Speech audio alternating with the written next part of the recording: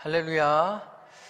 하나님을 예배하는 성도님들에게 하나님의 크신 은혜가 가득하기를 간절히 소망합니다. 여러분, 오전에 담임 목사님께서 목사들 세계에서 전설적으로 내려오는 이야기를 하셨죠. 말씀을 어디에서나 준비해야 된다라고 그렇게 말씀하셨습니다. 여러분, 제가 언젠가 한번 꿈을 꾼 적이 있어요. 어떤 꿈이냐면 제가 말씀을 막 준비하고 있었어요, 꿈속에서.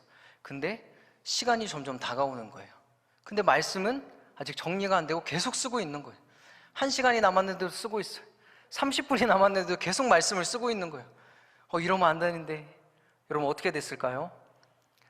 결국 말씀을 다 못 쓰고 말씀을 하러 올라가다 꿈에서 깼습니다. 너무나 아찔한, 세상에서 가장 무서운 꿈이었어요. 근데 여러분, 불안해하지 마십시오. 오늘은 말씀을 다 썼습니다. 제가 이게 다 써서 결론까지 넣고 마침표까지 찍었습니다. 여러분, 저는 말씀을 전할 준비가 됐습니다. 그러면 여러분들은 말씀을 받을 준비가 되셨습니까? 아멘. 여러분, 바라고 원하기는 이 시간 선포되는 이 말씀이 여러분들의 가슴을 열게 하고, 말씀이 여러분들을 살리고, 말씀이 여러분들을 새롭게 하는 은혜가 여러분들 가운데 있기를 간절히 소망합니다. 여러분, 우리는 스티븐 호킹을 잘 알고 있죠. 그는 1962년에 근위축증이라는 병을 진단받습니다. 그래서 길어야 한 5년 정도 살 수 있다라는 말을 듣죠. 그런데 이 시한부 인생의 선고를 비웃듯이 그는 놀랍게도 블랙홀, 빅뱅이라는 이론을 이야기하면서 아인슈타인의 버금가는 천재로 아주 놀라운 활약을 합니다. 그럼 그가 이런 말을 했습니다.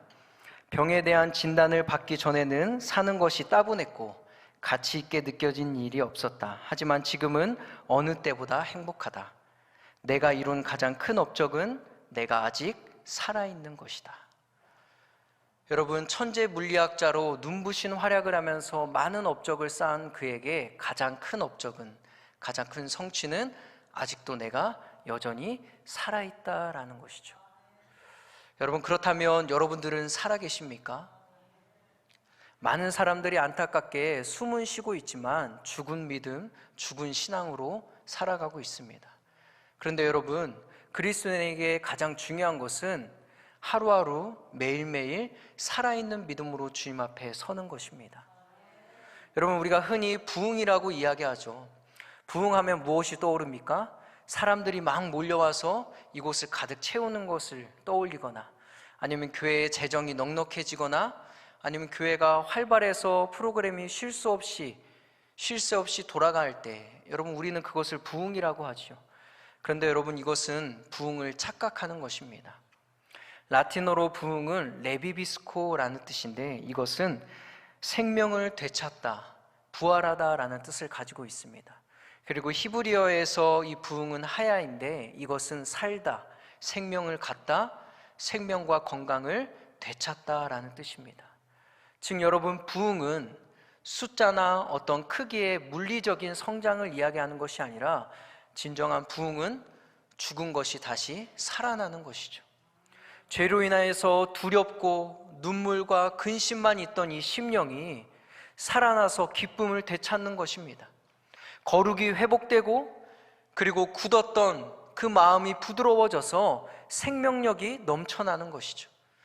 어둡고 침체됐던 곳이 은혜가 솟아나고, 기쁨이 솟아나고, 즐거워하고 먹고 나누는 그곳으로 변하는 것이 여러분, 진정한 부흥과 회복인 것입니다. 그렇다면 여러분, 우리는 이러한 부흥과 회복을 어떻게 누리고 어떻게 만날 수 있겠습니까? 여러분, 그것은 바로 말씀 앞에 설 때입니다. 우리가 말씀 앞에 설 때 비로소 우리는 진정한 부흥을 만날 수 있는 것이죠. 오늘 말씀을 보면 1절을 보니 이렇게 이야기합니다. 이스라엘 자손이 자기들의 성읍에 거주하였더니 7째 달에 이르러 모든 백성이 일제히 수문 앞 광장에 모여 학사 에스라에게 여호와께서 이스라엘에게 명령하신 모세의 율법책을 가져오기를 청하매라고 하죠. 여러분, 이미 성벽은 완성됐습니다. 그러니까 이제 적들이 언제 우리를 침략할까 두려워하지 않고, 걱정하지 않고 안심하면서 살 수 있다라는 거예요. 그러면 임무를 완성한 이 느헤미야는 다시 페르시아로 돌아가면 되고 느헤미야서는 7장에서 끝나야 되지 않습니까?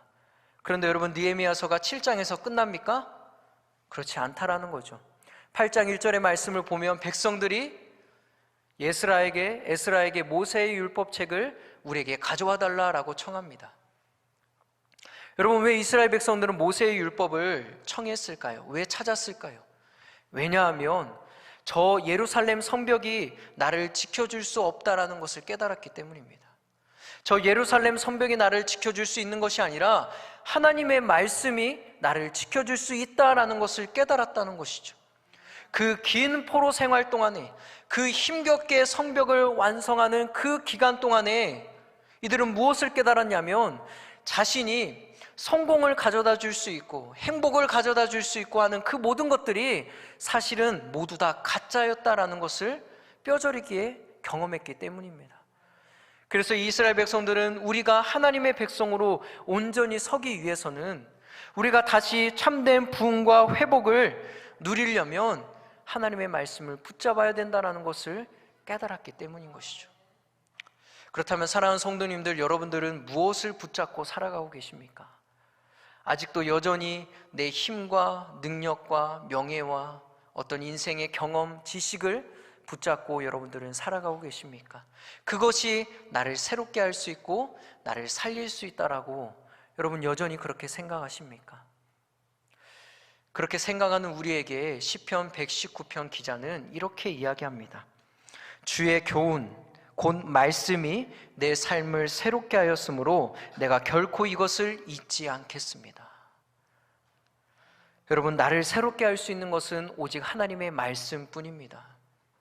하나님은 말씀으로 우리에게 생명을 주시는 분입니다. 말씀이 우리를 살리는 능력이 있습니다. 여러분, 이러한 말씀의 능력이 구절을 보면 잘 드러나죠. 먼저 백성들의 요구에 에스라가 율법책을 가져옵니다. 그리고 많은 사람들도 멀리에서 볼 수 있도록 특별히 만든 강단에 서지요. 이런 강단에 서는 것입니다. 그리고 좌우에는 13명의 사람들이 이 에스라와 같이 함께 섭니다. 이 사람들은 성경에서 제사장이다, 레위인들이다라고 말하지 않은 것을 보면 아마 평신도를 대표하는 그런 대표자들일 것입니다. 이들은 에스라의 개혁을 전적으로 지지하는 사람들이었기에 에스라가 강단에 섰을 때 그에게 힘을 실어주기 위해서 같이 쓴 것이죠.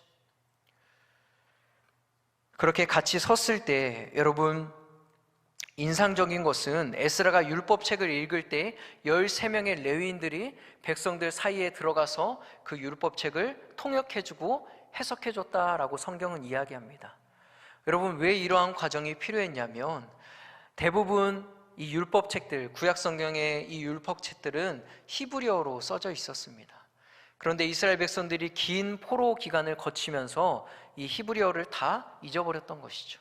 대부분의 사람들이 잊어버렸습니다.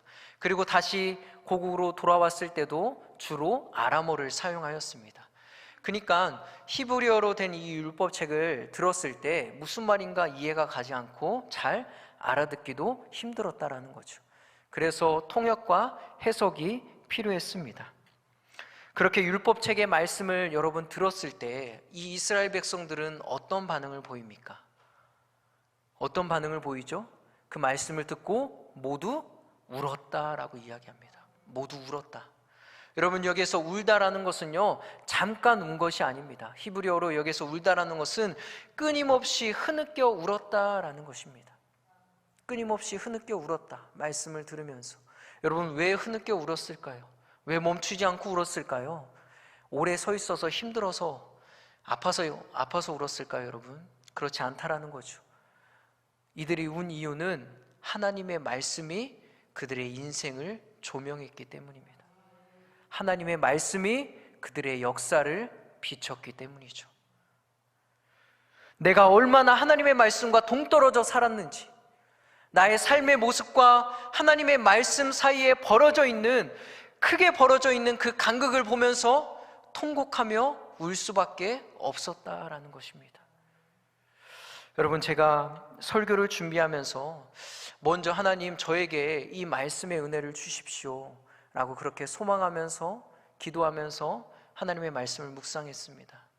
그리고 금요일이 돼서 금요 예배를 드리고 이제 통성으로 기도하려고 하는데 갑자기 제 마음속에 이러한 질문이 떠올랐어요. 나는 하나님의 말씀을 듣고 울어본 적이 언제 있는가? 이러한 질문이 갑자기 제 마음에 드는 거예요. 과연 나는 이스라엘 백성들처럼 하나님의 말씀을 듣고 울어본 적이 언제 있는가? 한 장면이 떠오르더라고요. 언제냐면 예수님을 인격적으로 만나고 이제 내 삶이 좀 변해야 되는데 여전히 그대로인 제 모습을 보고 낙심하고 좌절해서 주저앉아 있었습니다. 근데 그때 하나님께서 출애굽기의 말씀을 통해서 내가 너와 함께 하겠다라는 그 말씀으로 저를 위로해 주셨습니다. 그때 제가 그 말씀을 듣고 눈물을 흘리면서 하나님 앞에 감사했습니다. 그런데 여러분, 그 일이 너무나 오래전의 일이었다라는 거예요. 하나님의 말씀을 듣고 울은 게 너무나 오래전의 일이었다는 것이죠. 갑자기 망치로 머리를 세게 얻어맞은 것 같은 느낌이었습니다. 내가 하나님의 말씀을 듣고 울은 게 너무나 오래됐구나. 내가 하나님의 말씀에 강팍하고 내 마음이 굳어졌구나. 그동안의 그 경험 덕분에 교회 일을 할 때 어떻게 일을 진행해야 되고 어떻게 순서를 해야 되고 골격과 구조를 어떻게 만들어서 일을 진행시켜야 되는지는 그동안의 경험 때문에 너무나 잘 알았는데 정작 하나님의 말씀 앞에서는 내 마음이 굳어졌고 내가 교만했구나라는 그러한 마음이 들면서 눈물을 흘리면서 하나님 앞에, 주님 앞에, 주님 나를 불쌍히 여겨주십시오라고 그렇게 울면서 한참을 기도하였습니다. 여러분, 말씀이 왜 나를 새롭게 하고 말씀이 왜 나를 다시 살릴 수 있습니까? 하나님의 말씀이 내게 비춰졌을 때 내 죄가 드러나기 때문입니다.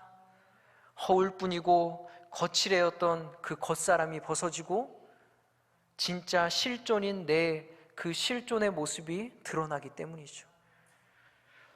말씀이 나를 터치하면 회개의 눈물이 터지고 이렇게 살면 안 되겠구나, 이러면 안 되지, 내가 하나님 앞에 다시 돌아가자라는 그 마음이 내 마음속에 불릴 듯 일어나기 때문입니다. 여러분들은 하나님의 말씀을 듣고 울어본 적이 언제이십니까? 여러분, 왜 우리는 신앙생활을 할수록 내 마음이 강팍해지고 내 마음이 굳어질까요? 여러분, 왜 교회는 세상에서 힘을 잃었습니까? 왜 그렇습니까? 하나님의 말씀을 듣고 울은 게 너무 오래됐기 때문입니다. 하나님의 말씀을 듣고 울어본 적이 너무나 오래됐기 때문에 내 마음이 강팍해지고 세상에서 교회가 힘을 잃어가는 것입니다.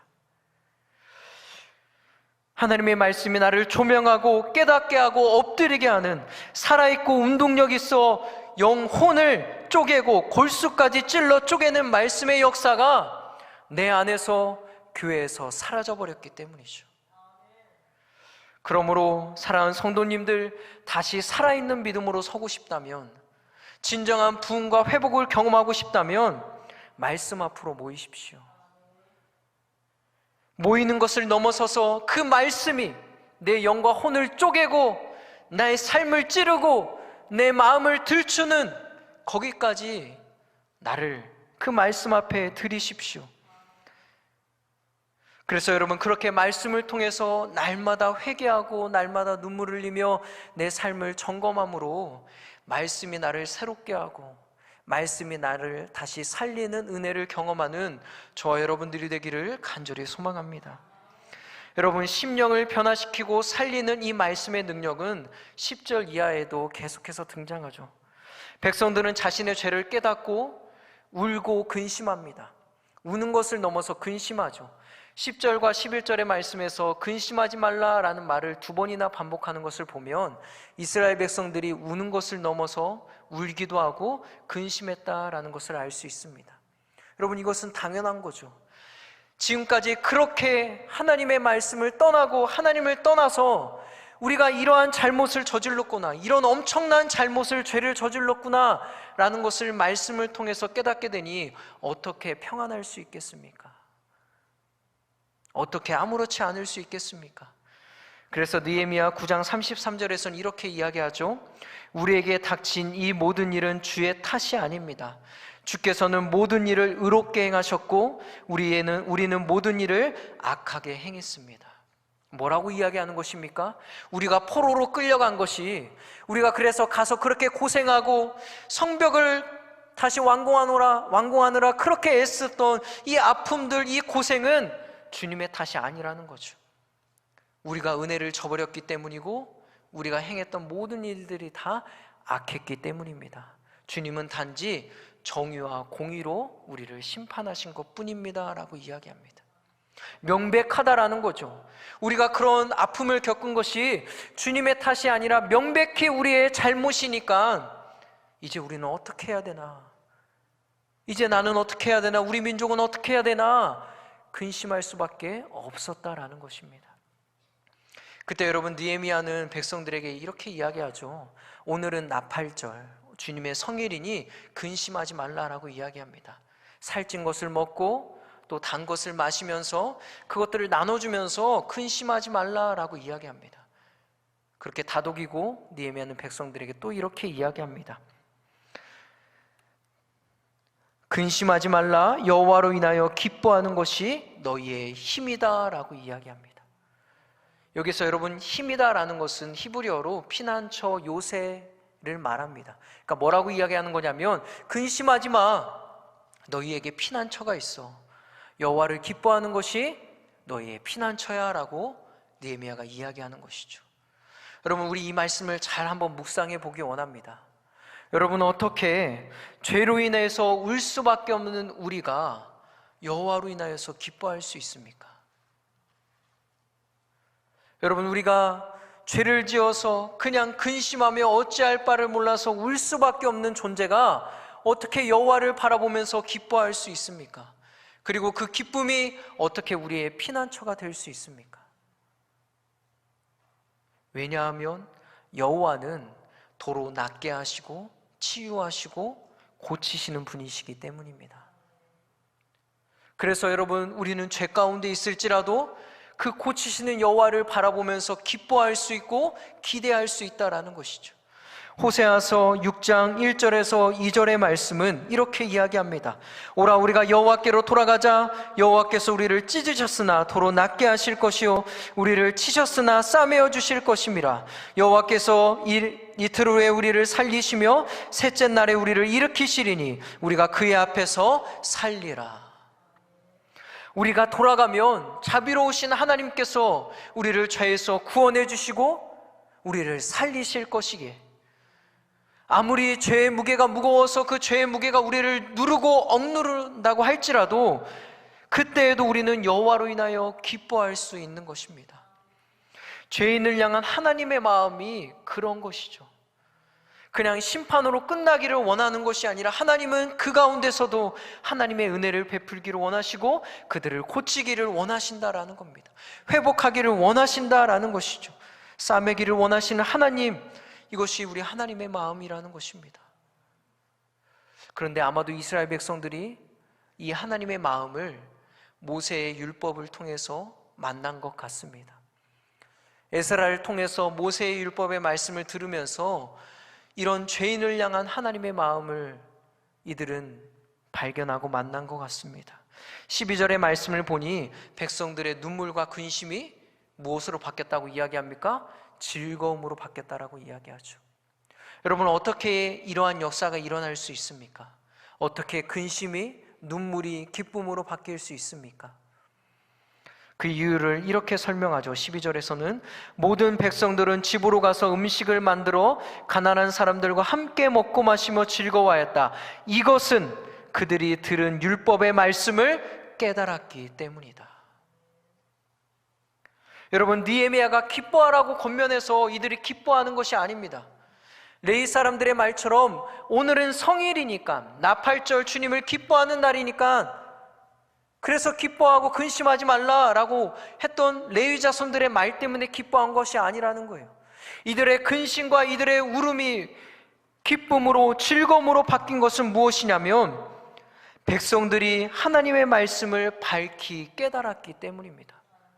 즉, 하나님의 말씀이 이들의 심령을 변화시키고 살린 것이죠. 여러분, 그러면 백성들이 듣고 깨달은 말씀이 무엇이었을까요? 백성들의 마음을 터치하여서 근심을 즐거움으로, 기쁨으로 바꾼 그 말씀은 여러분 무엇이었을까요? 말씀을 곰곰이 묵상했을 때 아마도 모세오경 중에서 그들에게 부딪힌 말씀은, 그들의 마음을 터치한 말씀은 아마 이런 말씀이 아니었을까 싶습니다. 신명기 6장 24절에서 26절의 말씀입니다. 여호와는 내게 복을 주시고 너를 지키시기를 원하며, 여호와는 그의 얼굴을 내게 비추사 은혜 베푸시기를 원하며, 여호와는 그 얼굴을 내게로 향하여 드사 평강 주시기를 원하노라 할지니라. 하나님은 죄로 인해서 그냥 멸망당하고 심판으로 끝나기를 원하시는 분이 아니구나, 우리의 모습을 보면서 잘됐다 그렇게 통쾌하시는 분이 아니구나, 하나님은 심판 가운데서도 하나님의 은혜와 평강을 주시기를 원하시는 분이구나, 하나님의 원래의 마음은 우리가 이렇게 고난 가운데 눈물을 흘리는 것이 하나님의 마음이 아니라, 우리를 부르셨던 하나님의 원래의 마음은 우리에게 평강과 은혜와 살리기 원하시는 것이 바로 하나님의 마음이구나라는 것을 이들은 율법책을 통하여서 그렇게 만난 것이 아닐까요? 한 책에서는 느헤미야 8장 10절에서 12절의 변화를 이렇게 표현합니다. 그들은 말씀 때문에 울기도 했지만 동시에 말씀에 드러난 하나님의 사랑과 은혜, 자비와 용서 덕분에 즐거워하게 된 것입니다. 그들은 말씀 때문에 울기도 했지만 동시에 말씀에서 드러난 하나님의 사랑과 은혜와 자비, 용서 덕분에 즐거워하게 된 것입니다. 여러분, 무엇이 이들의 마음을 변화시켰습니까? 하나님의 마음이 담긴 말씀이죠. 그 말씀을 밝히 알고 그것을 믿음으로 받아들였기 때문에 죄로 인하여서 울고 있는, 근심하고 있는 그들의 심령이 기쁨을 되찾을 수 있었던 것입니다. 그래서 여러분 보세요. 죄로 인해서 어둡고 침체되었던 그 현장이 어떻게 바뀝니까? 12절에서 즐거워하며, 크게 즐거워하면서 또 어떻게 합니까? 먹고 마시면서 나누어주는 변화가 일어났다라는 것이죠. 여러분, 이것이 부흥이고 이것이 회복이지 않습니까? 사랑하는 성도님들, 하나님의 말씀은 내가 생각했던 것보다 더 내가 악한 사람이구나라는 것을 깨닫게 하여서 나를 울게 합니다. 그러나 동시에 하나님의 말씀은 내가 생각했던 것보다 훨씬 더 큰 사랑을 내가 하나님께 받고 있구나라는 것을 또한 알게 합니다. 그래서 여러분, 하나님의 말씀은 내 심령을 변화시키고 내 삶을 새롭게 하시는 거죠. 그러므로 말씀 속에서 하나님의 크고 깊은 사랑을 여러분 매일 만나십시오. 매일 감탄하십시오. 말씀을 통해서 매일 감사하십시오. 그래서 이스라엘 백성들처럼 내 심령이 새로워지고 근심이 기쁨으로 바뀌고 또 삶이 살아나는 은혜가 여러분들 가운데 있기를 간절히 소망합니다. 여러분, 그러면 이제 이 말씀 앞에 우리는 어떻게 서야 합니까? 어떻게 말씀 앞에 나아가야 나를 새롭게 하고 또 나를 변화시키는 이 말씀의 능력을 우리가 경험할 수 있습니까? 그것은 첫 번째로 말씀 앞에 갈급한 마음을 가지고 자발적으로 나아가야 됩니다. 성벽 공사가 여러분 언제 마쳤습니까? 엘룰월 25일이라고 하죠. 이것은 6월 25일입니다. 그리고 이스라엘 백성들이 지금 하나님의 율법책을 언제 찾습니까? 일곱째 달 초하루 7월 1일에 하나님의 말씀을 찾습니다. 그러니까 여러분, 성벽 공사를 완공하고 바로 얼마 지나지 않아서 이들이 하나님의 말씀을 찾았다는 거예요. 그런데 여러분, 잘 한번 묵상해 보십시오. 성벽을 공사하고 하는 그것들이 얼마나 힘들었습니까? 그 52일이라는 시간이 어떻게 보면 짧은 시간인데 너무나 힘들었다는 거죠. 시도 때도 없이 원수들이 공격하고 조롱하고 업신여기고 비방하고 비난해서 힘이 쫙 빠졌습니다. 여러분, 내부는 평안했습니까? 그렇지 않다라는 것이죠.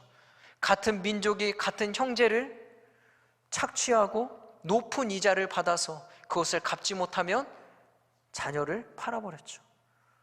여러분, 이렇게 어렵고 힘든 가운데서 성벽을 완공했어요. 그러면 여러분 어떻게 해야 되겠습니까? 만약 저라면 한 열흘은 축제를 벌였을 것 같아요. 파티다 하면서 한 열흘은 막 웃고 떠들면서 성벽 앞에 텐트도 쳐놓고 그러면서 막 축하했을 것 같습니다. 저 원수들, 우리에게 할 수 없어, 안 될걸, 여우가 올라가도 무너질걸 이라고 조롱했던 저 원수들이 보란듯이 그렇게 축제를 벌이면서 서로를 격려했을 것 같아요. 아마 모르긴 몰라도 성벽 한쪽에 포토존을 설치해 놓고 사진도 찍고 그렇게 했을 것 같습니다. 그런데 여러분, 이스라엘 백성들은 어떻게 합니까? 축배를 들 시간에 하나님의 말씀을 찾았다는 것이죠. 왜 그렇습니까? 말씀이 갈급했기 때문입니다. 여러분, 말씀에 목말랐던 사람들이 얼마나 많이 있었는지 성전에 다 모일 수 없어서 수많은 광장 앞에 모였습니다. 여러분, 대개 당시에 절기를 지키거나 집회를 하는 장소는 성전에서 했거든요. 그런데 너무나 많은 사람들이 모였기 때문에 수문 앞 광장에 모인 것입니다. 당시에 얼마나 많이 모였나 학자들은 3만 명에서 5만 명 사이로 그렇게 모였다라고 이야기합니다. 그래서 여러분, 너무나 많아서 많은 사람들이 한꺼번에 하나님의 말씀을 듣기 위해서 수문 앞 광장에 모인 것이죠. 그래서 그곳에서부터 새벽에서 정오까지, 그러니까 5시에서 6시간 동안 그렇게 하나님의 말씀을 똑바로 서서 존경하는 마음을 담고 똑바로 서서 하나님의 말씀을 듣습니다. 여러분, 말이 5시간, 6시간이지 여러분, 그 시간은 여러분 어디에 기대거나 말씀을 앉아서 들어도 힘든 시간이에요. 그런데 6시간을 꼼짝하지 않고 그 말씀 앞에 서서 그 말씀을 들을 만큼 이들의 마음속에는 말씀을 향한 갈급함과 말씀을 향한 열망이 그들 가운데 있었다라는 것입니다. 여러분, 상상해 보건대 아마 이들이 수문 앞 광장에 모였을 때, 그리고 이들이 에스라가 전하는 말씀을 들었을 때 아마 이러한 마음으로 말씀을 들었을 것입니다. 내가 주의 계명들을 사모함으로 내가 입을 열고 헐떡였나이다. 여러분, 이러한 마음으로 하나님의 말씀을 듣지 않았을까요? 여러분, 이스라엘 백성들의 헐떡임은요, 하나님, 내가 하나님의 말씀이 필요합니다, 이 정도가 아니었어요. 하나님의 말씀이 아니면 우리는 죽습니다, 이러한 헐떡이었습니다. 하나님, 하나님의 말씀이 아니면 우리가 죽습니다. 페르시아 땅에서 돌아와서 고국으로 돌아와서 성벽을 지었지만 하나님께서 오늘 우리에게 말씀하지 않으시면 우리는 또다시 포로가 될 것입니다. 하나님의 말씀이 우리 안에 있지 않으면 우리의 나라는 또다시 멸망할 것입니다. 이스라엘의 회복과 부흥도 없습니다. 이 심정으로 율법책 앞에 섰다라는 것입니다. 그렇다면 여러분, 내게는 이러한 갈급함이 있으십니까? 평소에 나는 어떠한 마음으로 하나님의 말씀을 듣습니까? 여러분들에게 다시 질문합니다. 여러분들은 말씀을 들을 준비가 되셨습니까? 오늘이 주일이라서 혹시 말씀을 듣는 것입니까? 아니면 내가 성가대를 하고 내가 찬양팀을 해서 찬양만 하고 밖에 나갈 수 없으니까 그래서 앉아서 하나님의 말씀을 듣는 것입니까, 여러분? 혹시 만약에 그렇다면 제가 자신 있게 말할 수 있습니다. 그런 사람에게는요, 오늘 예수님이 오셔서 말씀하셔도 아무런 일이 일어나지 않을 거예요. 제가 주님의 이름을 망령되게 일컫는 것입니까? 여러분, 아마 주님이 오셔서 그 사람에게 말해도 아무런 말씀의 능력이 나타나지 않을 것입니다. 사랑하는 성도님들, 기억하십시오. 죽은 영혼을 깨우고 다시 살리는 이 말씀의 능력은 목마른 사슴이 시냇물을 찾기에 갈급함같이 하나님의 말씀을 찾는 자에게 임하는 하나님의 은혜입니다. 주님께서 내게 말씀하지 않으면 오늘을 살아갈 수 없습니다 라고 하는 자에게 베푸시는 하나님의 축복입니다. 그런 사람이 심령을 새롭게 하고 살리시는 하나님의 말씀을 경험할 수 있는 것입니다. 여러분, 8장 1절의 말씀을 주의 있게 살펴보면 흥미로운 것이 있습니다. 그게 무엇이냐면 백성들이 먼저 하나님의 말씀을 찾았다라는 것이죠. 그러니까 에스라나 느헤미야가 백성들에게 와서 야, 하나님의 말씀을 좀 들어보자라고 하지 않았다라는 거예요. 그 전에 이스라엘 백성들이 스스로 자발적으로 와서 하나님의 말씀을 구했다라는 거예요. 율법책을 가지고 와서 말씀을 우리에게 들려주십시오라고 먼저 그렇게 이야기했다라는 것입니다. 그리고 3절의 말씀처럼 누가 시킨 것도 아닌데 남자나 여자나 알아들을 만한 사람들이 와서 그 율법책에 귀를 기울였습니다. 즉 자발적으로 하나님의 말씀 앞에 모인 것이죠. 여러분, 우리 그런 경험 있잖아요. 누가 시켜서 하면 어떻습니까? 일단 재미가 없고, 일단 시간이 안 가고, 능률도 떨어지고, 발전도 없고, 결과도 좋지 않죠. 그런데 내가 좋아하는 일을 하면, 내가 원해서 이 일을 하면, 내가 갈급한 마음으로 하고 싶어서 이 일을 하면 어떻습니까? 그 일이 재밌고, 그 일의 맛이 깊어지고, 더 잘하게 되고, 그 안에 기쁨이 있는 것이죠. 말씀도 마찬가지입니다. 내가 여러분 말씀도 갈급한 마음을 가지고 자발적으로 하나님의 말씀 앞에 귀를 기울일 때 말씀이 재밌고, 그 말씀이 깨달아지고, 그 말씀이 깊어지고, 그 말씀의 맛을 알게 된다라는 것이죠. 그리고 말씀이 나를 변화시키는 것입니다. 그러므로 사랑하는 성도님들, 스스로 말씀에 열심을 내십시오. 이스라엘 백성들이 성벽이 완성돼서 끝났다라고 하지 않고 축제도 즐기지 않고 하나님의 말씀 앞으로 나온 것처럼 여러분 스스로 열심을 내서 하나님의 말씀 앞에 서십시오. 여러분, 이제 우리가 하반기가 되면 여러 가지 신앙훈련을 교회에서 할 것입니다. 말씀을 가지고 신앙훈련을 할 것인데 여러분 열심을 내서 그곳에 참여하십시오. 그리고 하나님의 말씀에 귀를 기울이십시오. 그래서 나를 살리는 하나님의 은혜를 경험하는 여러분들이 되기를 원합니다. 여러분, 두 번째, 새롭게 하고 살리는 하나님의 말씀을 경험하기 위해서는 하나님의 말씀을 경외와 순종함으로 받아들여야 합니다. 에스라가 말씀을 폈을 때 백성들은 모두 일어납니다. 율법책을 폈을 때 일어나죠. 이것은 말씀에 대한 존경과 순종을 표현하는 것입니다. 그리고 여러분, 에스라가 하나님을 송축했을 때 모든 백성이 손을 들고 아멘 아멘 응답합니다. 여러분, 손을 들었다는 것은 주님, 나는 연약한 존재입니다, 하나님을 의지합니다 라는 표현입니다. 아멘 아멘이라고 외쳤던 것은 에스라가 하는 이 말씀을 나는 전적으로 동의하고 그 말씀과 함께 하겠습니다 라는 뜻입니다. 몸을 굽혀서 땅을 머리에 댄 것은 하나님을 향한 경배를 표현하는 것이죠. 한마디로 이 율법책은요, 이 율법책을 백성들은 에스라의 말이 아니라 오늘 하나님의 말씀으로 내가 듣고 두렵고 떨리는 마음으로 그 말씀을 받겠습니다, 그 말씀에 순종하겠습니다 라는 것을 응답하는 것입니다. 그런데 여러분, 여기서 중요한 것이 있어요. 이들이 이렇게 응답한 시점이 언제입니까? 말씀을 다 듣고 응답한 것입니까? 아니라는 거죠.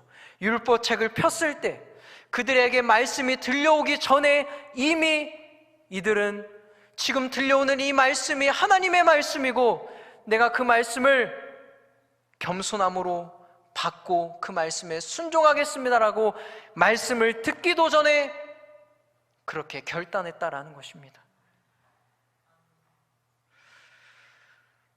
여러분, 예레미야를 잘 아시죠? 그는 자신이 전했던 메시지 때문에 많은 박해를 당해야 했습니다.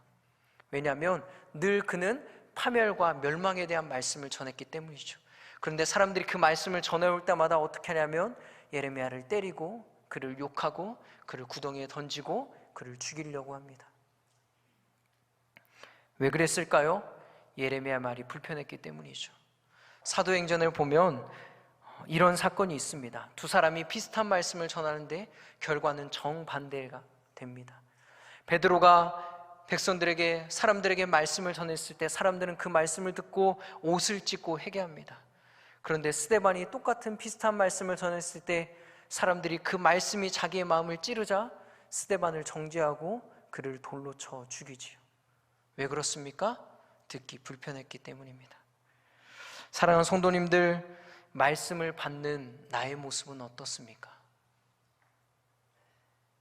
축복의 말씀, 위로의 말씀을 하면 아멘 아멘 하지만 불편한 말씀을 하면, 내 삶을 들추는 말씀을 하면 그 아멘의 소리가 쏙 들어가지 않습니까? 어떤 사람이 랍비에게 찾아와서 이렇게 말했다고 합니다. 랍비님, 저는 토라를 3번이나 훑었습니다. 그러자 그 이야기를 듣고 랍비가 웃으면서 이렇게 물었다고 합니다. 그럼 토라는 당신을 몇 번 훑었습니까? 그렇다면 토라는 당신을 몇 번 훑었습니까? 여러분, 말씀을 내가 몇 번 읽었나, 이것보다 중요한 것은 그 말씀이 나를 몇 번이나 만졌냐, 그 말씀이 나를 터치하는 것이 더 중요합니다. 그러려면 어떻게 해야 됩니까? 어떤 말씀이 들려오든지 그 말씀이 내가 듣기 좋든 싫든 그 말씀을 하나님의 말씀으로 받고 겸손하게 순종함으로 그 말씀을 받아 누려야 된다는 거죠. 여러분, 그래야 하나님의 말씀이 나를 만지고 나를 변화시키고 나를 살릴 수 있는 것입니다. 사랑하는 성도님들, 부흥은 죽었던 것이 다시 살아나는 것입니다. 그리고 그것은 오직 하나님의 말씀으로만 이루어질 수 있습니다. 그러므로 여러분, 말씀 앞으로 모이십시오. 주의 계명을 사모함으로 입을 열고 헐떡이듯이 갈급함으로 하나님의 말씀을 사모하십시오. 스스로 열심을 내서 자발적으로 하나님의 말씀을 찾으십시오. 그리고 하나님의 말씀을 경외함과 순종함으로 어떤 말씀이 들려오든 그것을 아멘 아멘으로 응답하십시오. 그렇게 되면 말씀이 나를 새롭게 하고 살리는 은혜가 우리들 가운데 있을 것입니다. 이 은혜를 경험하는 저와 여러분들이 되기를 주님의 이름으로 축원합니다.